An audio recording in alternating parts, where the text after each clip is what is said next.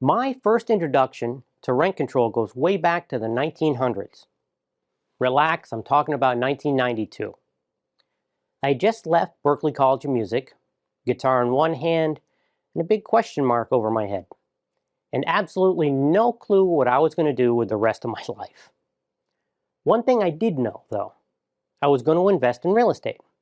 My father did, his father did, and for like the last 100 years, it was the best way to build wealth, especially if you weren't born with it, right?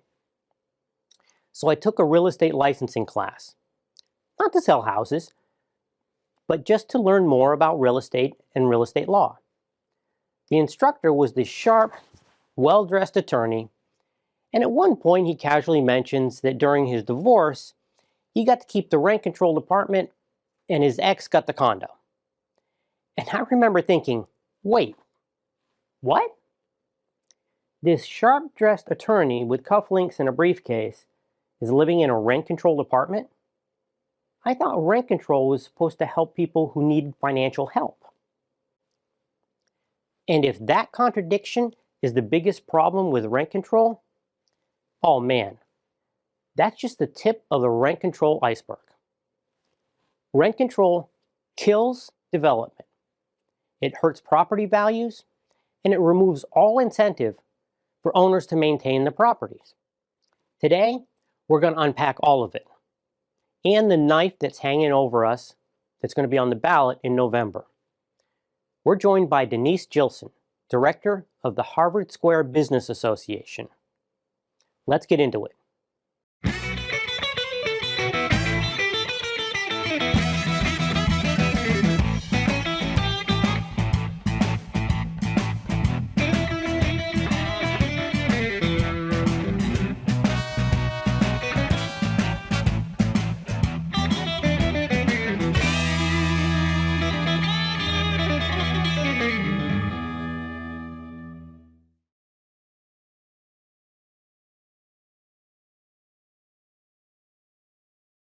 Thank you so much for joining us. Delighted to be here. So, tell us a little bit about yourself. Sure. So, young bride, couple of kids. Sure. And purchased with my husband, Portuguese immigrant, a 4-unit rent-controlled apartment, or rent-controlled home in North Cambridge in around 1986. Okay. And immediately, people say, well, you purchased it, so you had to know what was going on. And, to some extent, we assumed that because at that point, rent control had been around for, 15 years or so, that all the kinks had been worked out and that we could, learn to cope with it as other people have. And it wasn't like it wasn't disclosed to you. No, it was absolutely disclosed. No, we knew what we were doing, we thought. Right. But what you realize is that the system was completely broken. It didn't work. It took us 10 months in order to get into the home that we owned now. I ended up living... Wait, you couldn't get into it? Couldn't get into the apartment. The rent-controlled tenant would not leave.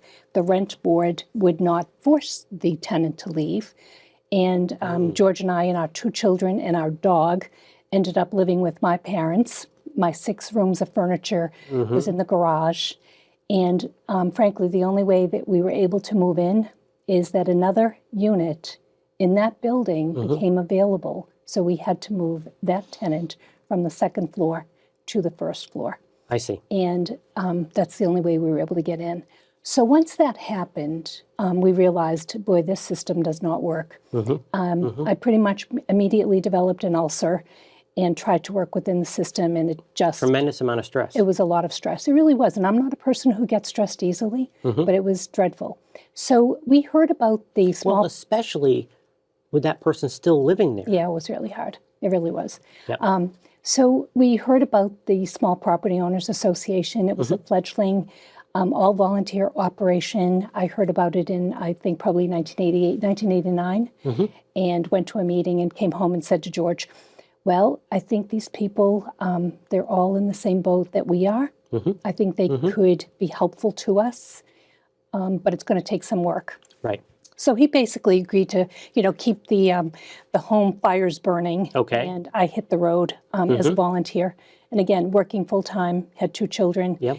And we spent the next 5 years of our lives fighting a system that was... In preparation for the show, Yes. I did a little research on you, and everybody, all landlords owe a great debt to Denise because she spearheaded to get on the ballot in 1994 to remove rent control from the state.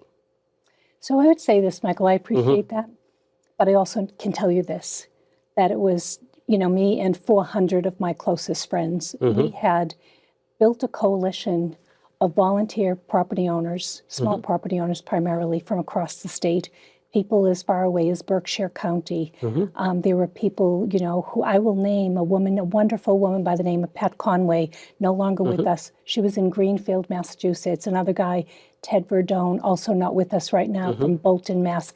We could go on and on and on. There were people all over the state that were committed. Think about this. Yep. They were committed to helping Cambridge, Boston, and Brookline. Because it didn't affect the Berkshires. It didn't really, right? But it was the fundamental desire for property rights and to understand that if it happens in Cambridge, Boston, and Brookline, it can happen to us. Right. And so, it was just a wonderful opportunity to meet people from across the state, to work really hard. Yep. We were all volunteers, and most people had full-time jobs, they had families, they had properties to take care of, but they spent... Tell us how many signatures you needed. Oh, my goodness. We needed about just over, I believe, 73,000 certified signatures. And the way it works is...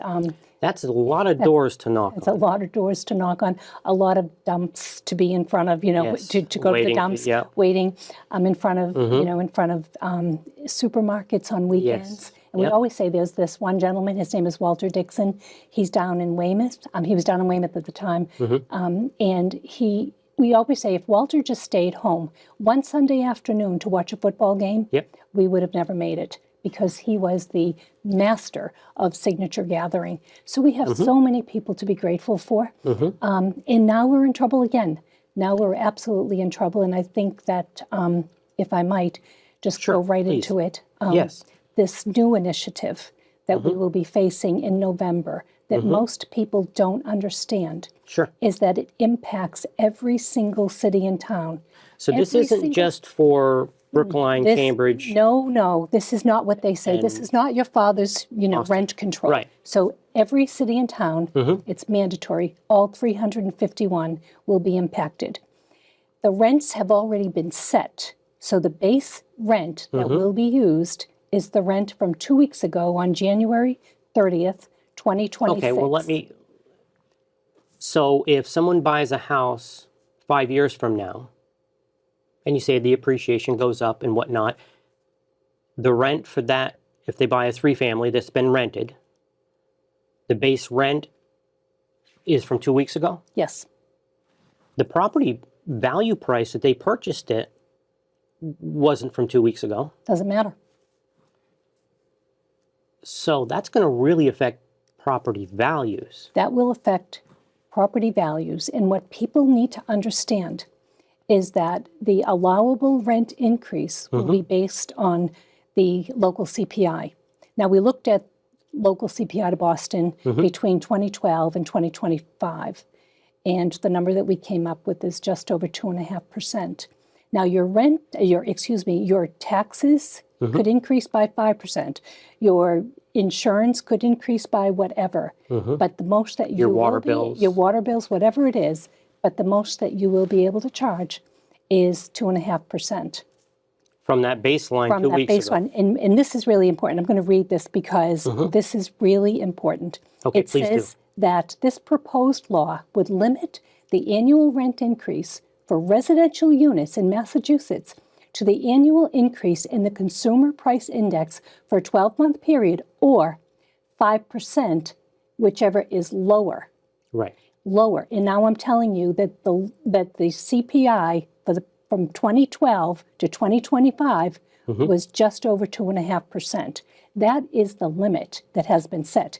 The other thing that we have to understand is the law, it says, the law would not apply to units in owner-occupied buildings with 4 or fewer units. Now, people say, oh, that's not so bad.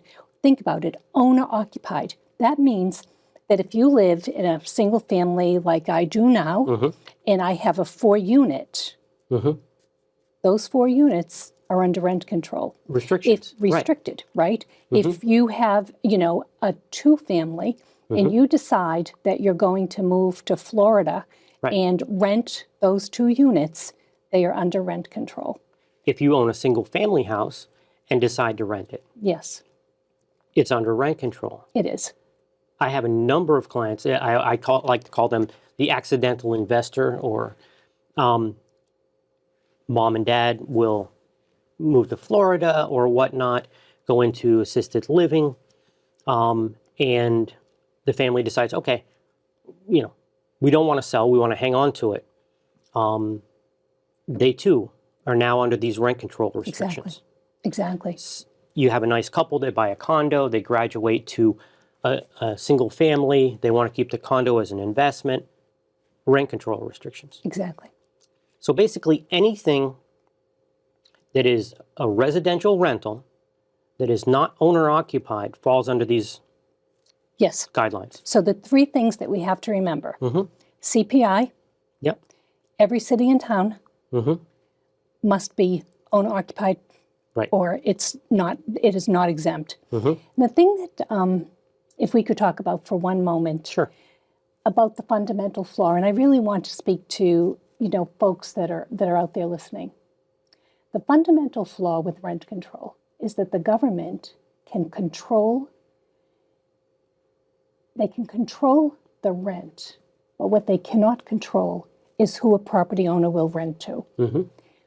And any prudent property owner is going to rent to the best candidate. to the tenant with the highest credit rating. Sure. Because we have to make our mortgage payments at the beginning of the end of the month, right? So when we look back to 1994 and why it's so important to consider where we've been and where we're going. Because in 1994, when all was said and done, the number of people living in rent-controlled properties that would never qualify ever under any HUD guideline was 93% would never qualify. So 7% of the people living in rent-controlled properties in 1994 would have qualified for some subsidy. Right. So think about that. 93% were typically white, college-educated, in their prime earning years, aged 25 to 40, single, and living alone. How did that happen? We put them there. And that is the fundamental flaw. So no matter what we decide to do here... I heard a story, not to interrupt you, but it goes along with it, that in order to push this through to repeal rent control in the state in 94, Cambridge did an extension of 2 years. We did. To allow people that fell under certain income guidelines to have a little bit of a break. Yes. Okay, we understand this is going to be a big change for you. We're going to give you an extra up to 2 years to find a new place. But you had to qualify. You had to show that you couldn't, that there was... Yes. How many people qualified for that? There was probably 7,000 units? 7% qualified. 7% out of all the rent-controlled tenants qualified. I think there were, I forgot the numbers. Maybe Boston was 7. I think there were about 7,000 units left. It was about a third of Cambridge's housing units that was under rent control at that point. Yes. That's a lot. Yeah. That had to impact the city with regard to the city finances and the property values and the taxes, the assessments. Well, of course it did. I mean, rent control created, first of all, the deterioration of the housing stock because property owners, even if property owners wanted to repair the roof or upgrade, an electrical system, typically what a bank will do is look at the kind of income coming in and then base the decision on whether to give you a loan to do the work or not. And when they looked at the rental income, the income stream coming in, most property owners got denied. So I think it was in 1992, the city manager created a blue ribbon study that looked at, I believe at that time there were about 17,000 rent-controlled units, and determined that on average each one of them would have required about $40,000 worth of work to bring them up to code. Yep. And that was in 1992. Think about that. Right. I mean, we're talking, the housing stock was so jeopardized as a result. I remember it. We had a And listing. Cambridge was in the red. I'm dating myself. Going back to the 1900s again, we had a rent-controlled listing in the office that when I started my real estate career, and it was a rent control. And for whatever reason, we got the listing. And we set double the fee. Typically, it's a 1-month fee. We charged 2 months, and it was awful.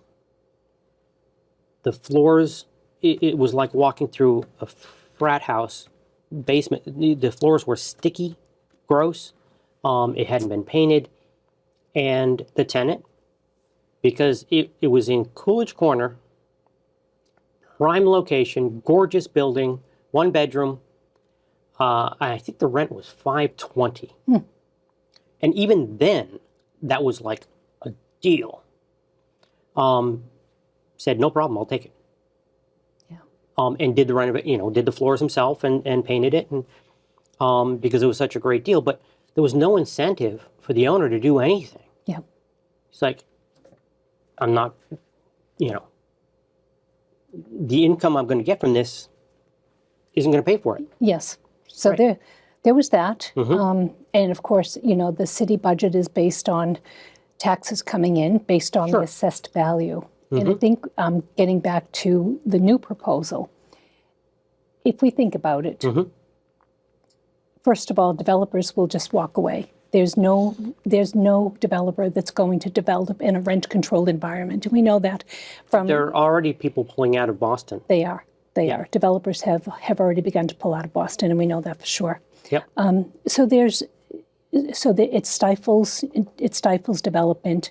Well, And it doesn't build anything. Rent control doesn't build anything. It clearly goes to the people who deserve it the least. Right. And that is a flaw in the system that is not changed by this. Right. And what we also have to understand is, people might say, well, if you're a tenant, it's a good thing. And I would argue that if you're a tenant in a small town in, the central part of Massachusetts, the assessed values of the properties will go down. That will impact the budget of your city and town, which is going to have an adverse impact on schools, on fire, on police, on housing. Especially as time goes on. Absolutely. Because if that baseline rent was set 2 weeks ago, Yes. 5 years from now, that rent is only increased a very small, 12%. right, at most. best, yep. Right. And so the property values of a 5+ unit building just aren't going to be there. Right. And what we also know is, during the post-rent control years in Cambridge, to use as an example, so the budget in Cambridge, they were in the red in the 80s, right? Yeah, sure. And then along came the 90s and the demise of rent control, and of course the advent of Kendall, which helped a great deal. Sure. There's no denying that. But, Cambridge is a city of about 6.4 square miles presently. We have a population of about 130,000 people, and we Okay. have a budget of nearly $1 billion. That's huge. It is so impressive. Yes. We've also built and continue to have in the pipeline more affordable housing Right. than we ever had during the rent control years. Right. And it's going to the people Who need it? who need it. And we've done that through inclusionary zoning, the Affordable Housing Trust Fund. We've done it through the Community Preservation Act. Well, whenever there's a big development, typically the developer either writes a check for those programs or allocates 10-15% Yes. of the units, and the people who need it have to qualify for those. Right. So it's going to the people who need it. Exactly. Yeah. So for all of those reasons, Mm-hmm. this we need to help get the word out. Yes. We need to make sure that every resident, tenant, and owner understand the ramifications of this absolutely draconian proposal. Now, I understand that, Governor Haley has come out Yes. against the No, proposal. I saw she's a firm no. She is a firm no, but we understand as recently as this afternoon that Mayor Wu will vote in favor of it. And I just think when we look at the budgets of every single city and town across the Commonwealth and what this will mean for their individual budgets and the impact that it will have on every resident, particularly those with school-aged children, and what will it mean to that individual city and town to be able to provide the services, the quality of life services Right. that we've all come to know and love and really depend on. Sure. It will be devastating. So let me ask you this. What can our viewers do?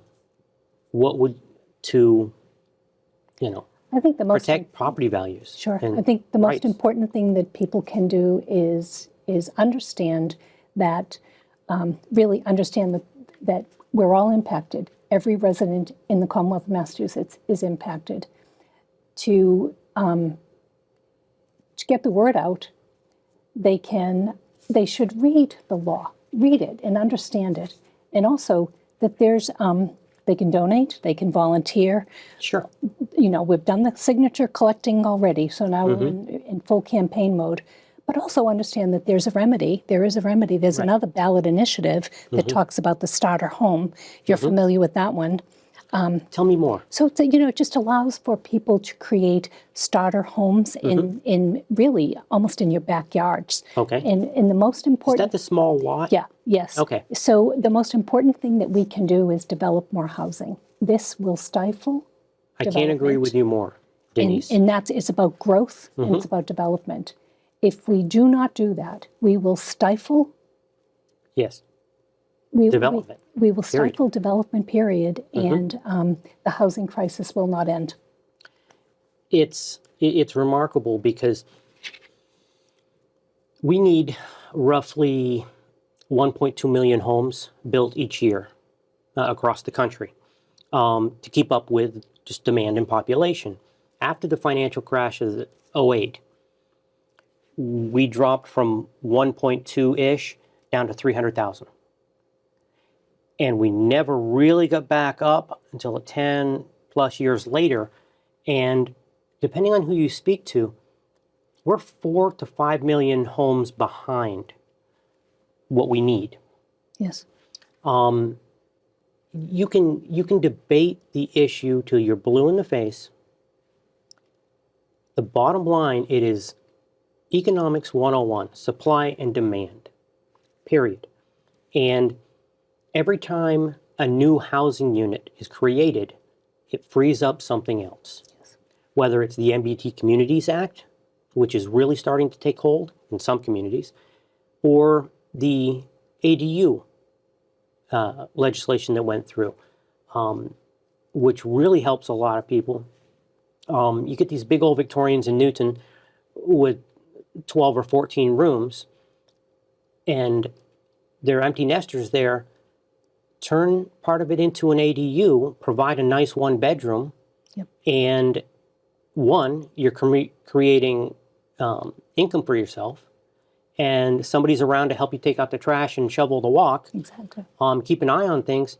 That's a no-brainer. And I've been an advocate for those for years. The in-law apartments. It's low-hanging fruit. Yes, it is. So, and this type of law would just kill those. I mean, it goes against everything that the state has done to help the situation. Yes. Yeah. So what we're going to do is continue to get the word out. we're going to raise awareness. We're going to raise funds. We're going to, just work very hard toward November. We're going to talk about the Start a Home initiative. And go ahead. And I just remembered one part of it, that they're not calling it rent control anymore. It's rent stabilization. And I think that's a nice spin on the situation, but it's still the same thing. And also, I too agree with you, Denise, in that everybody should make their own decision. Read, educate yourself, talk to your friends, neighbors, but be aware and vote. There you go. So I want to thank you for joining us. You're welcome. And if you have any questions, where can you... So there is the entire campaign, and let me try to get a website. Sure. The campaign is in full swing, and they're looking for donations. They're looking for volunteers, and we're hoping that we can educate people over the next 4 to 5 months, because it will be critical to our success. Right. People have to be educated. Yes. And as a real estate broker, fair warning and notice to everybody, I'm afraid that tenants and people that own single families are going to say, oh, that's landlord tenants. That's not, I don't need to worry about that. And that's the furthest thing from the truth. Yes. No, everybody needs to be aware of this, because it's going to affect so much.